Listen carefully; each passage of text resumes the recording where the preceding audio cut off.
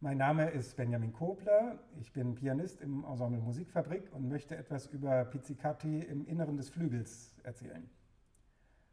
Grundsätzlich gibt es verschiedene Möglichkeiten, wie und wo man Pizzicati spielen kann. Zum Wie, wir können das entweder mit der Fingerkuppe, mit dem weichen Fleisch spielen oder mit dem härteren Fingernagel. Oder als dritte Möglichkeit gibt es das Plektrum, was man vom Gitarrenspielen kennt. Kann so aussehen oder auch so.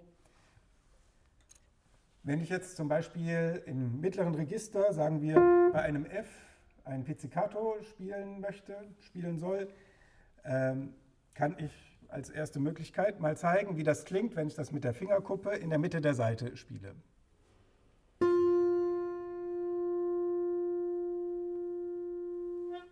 Das ergibt einen weichen, runden Klang und im Gegensatz dazu, wenn ich mit dem Fingernagel spiele, wird der Anfang etwas artikulierter und schärfer.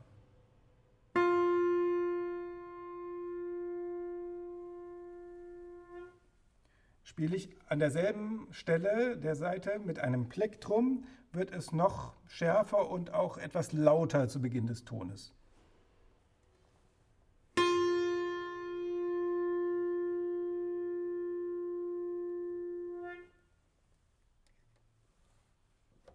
Es gibt viele Stücke, wo die Komponisten genau vorschreiben, wie und wo wir ein Pizzicato ausführen sollen.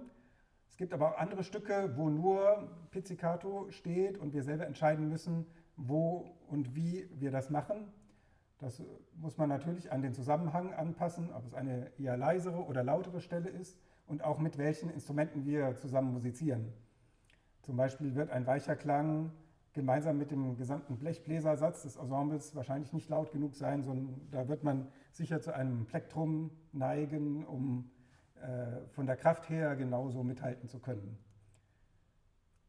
Jetzt möchte ich gerne zeigen, wie sich die Zupfstelle auswirkt auf die Klangfarbe.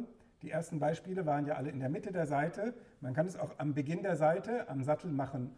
Und das würde sich dann wie folgt ändern. Ich zeige noch erstmal mit der Fingerkuppe das erste Beispiel aus der Mitte der Saite. Und am Sattel klingt es so.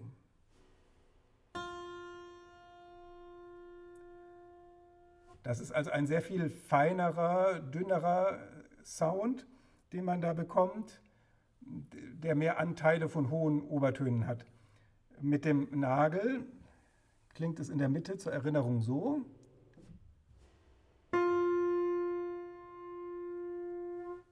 Und am Sattel so.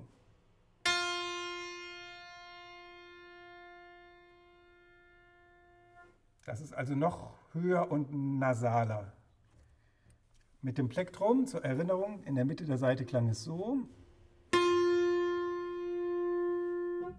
Und am Sattel so.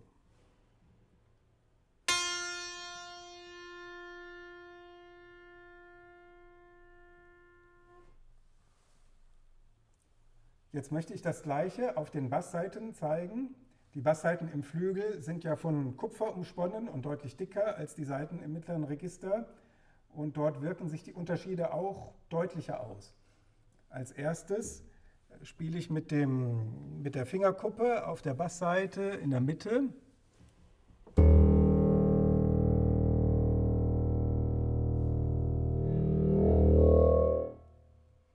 Ja, man hört hier jetzt schon beim Wegnehmen, dass die Saite so stark ausschwingt beim Zupfen, dass wenn die Dämpfer draufkommen, man auch sehr viel Schnarreffekte bekommt.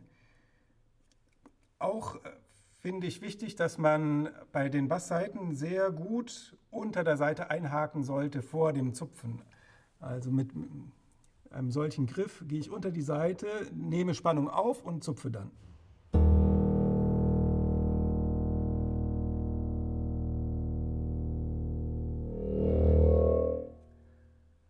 Mache ich das Gleiche an derselben Stelle mit dem Fingernagel, klingt es ungefähr so.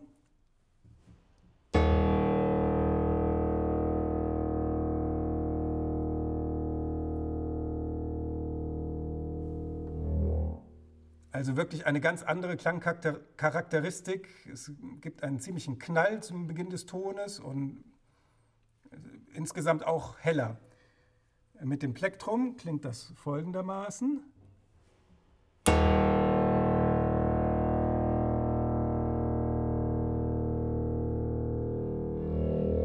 Ja, hier hört man vielleicht ein bisschen von diesem plastikartigen Material zum Beginn des Zupfgeräusches. Ich denke, auf den tiefen Saiten wirkt sich der Unterschied zwischen Fingernagel und Plektrum vielleicht nicht so gravierend aus wie im mittleren Register. Gerne möchte ich jetzt die verschiedenen Anzupfstellen zeigen, weil sich diese wegen der Länge der Saite noch mehr und deutlicher auswirken. Also hier als erstes nochmal in der Mitte der Saite.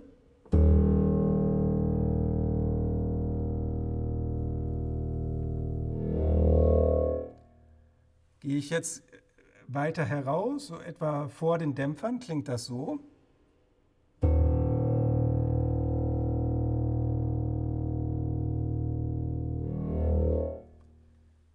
Noch weiter draußen vor den Dämpfern bin ich.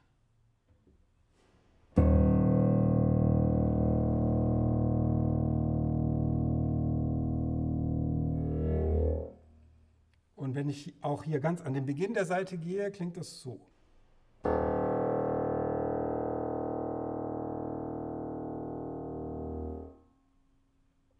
Hier hört man auch wieder sehr schön die unterschiedliche Anzupfstelle, wie sie sich auf den Klang auswirkt.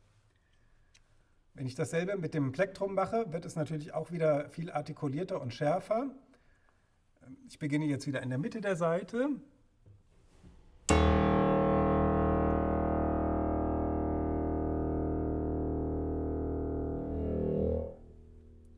Jetzt als nächstes die Stelle in der Nähe der Dämpfer.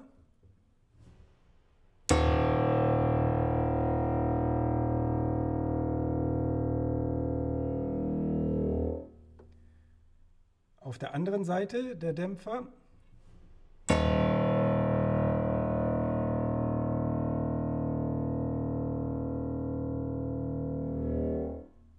Und direkt am Sattel, am Beginn der Saite.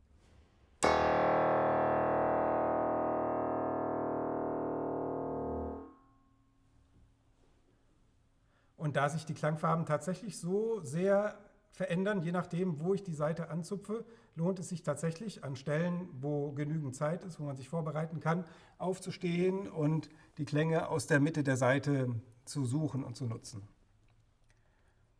Natürlich gibt es nicht nur ein Plektrum, sondern sehr viele verschiedene. Und ich habe hier eine kleine Auswahl mal mitgebracht und da möchte ich an derselben Stelle zeigen, wie sich da unterschiedliche Plektren anhören. Also das bekannte Plektrum am Sattel klingt so.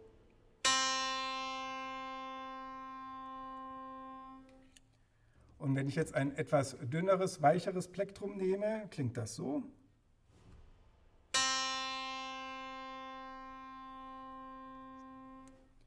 Und dann gibt es hier noch ein ganz besonders dünnes, sehr biegsames Plektrum, was deutlich anders klingt.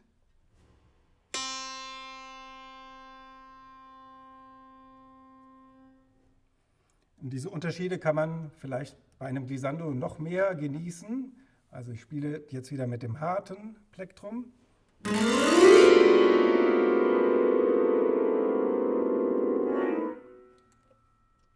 Ein anderes in einer ähnlichen Dicke, aber sehr viel weicher, klingt so.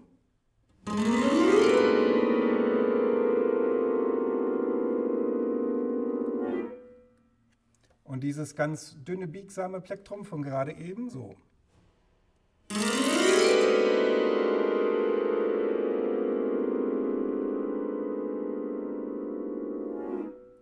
Das ist natürlich nur ein kleiner Ausschnitt von Möglichkeiten. Also wenn man mal in einen Gitarrenladen geht, wird man sehen, dass es da hunderte von verschiedenen Plektren gibt.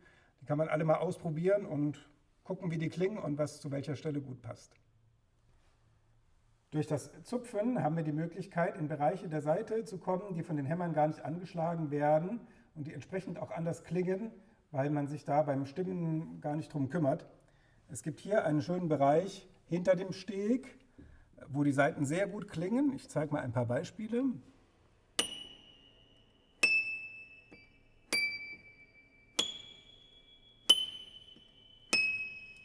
Das sind also mikrotonale Abweichungen.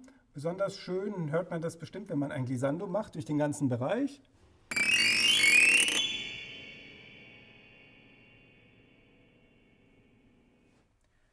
Und dann gibt es auch eine ähnliche Stelle hier vorne zwischen den Stimmstiften und den Filzen, die vor dem Sattel kommen. Da klingen die Saiten so.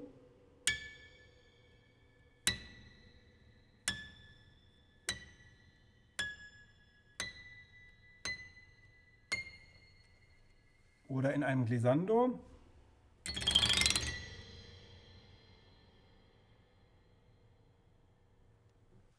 Und als Glissando klingt es so.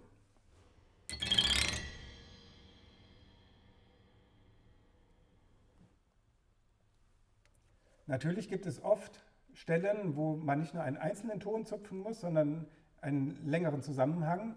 Und dort ist immer die Frage, wie kann ich mich im Innenraum des Flügels orientieren? Dazu möchte ich ein kleines Beispiel geben, wie das jetzt heute hier gemacht ist. Dafür sind jeweils die Cs mit einem kleinen weißen Kleber markiert. Und auch hier. Und die schwarzen Tasten dazwischen mit roten Klebern. Also Cis, Cis, Cis, Cis, Eis. Und so finde ich die gleiche Struktur, die ich hier auf den Tasten mit weißen und schwarzen Tasten habe, im Inneren des Flügels wieder. Um eine Stelle zu erlernen, wo mehrere Pizzicati kommen, kann man die sich natürlich ohne Probleme erstmal auf den Tasten vorspielen. Zum Beispiel eine solche Terzenkette und dann mit den, nachdem man sie gespielt hat, auf den Tasten zupfen, so.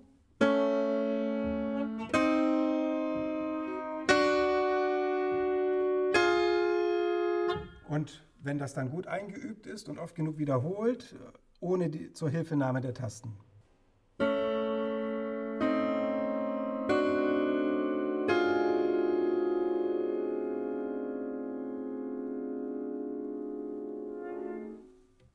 Und nach dem gleichen Prinzip kann man das auch mit bekannten Melodien einüben.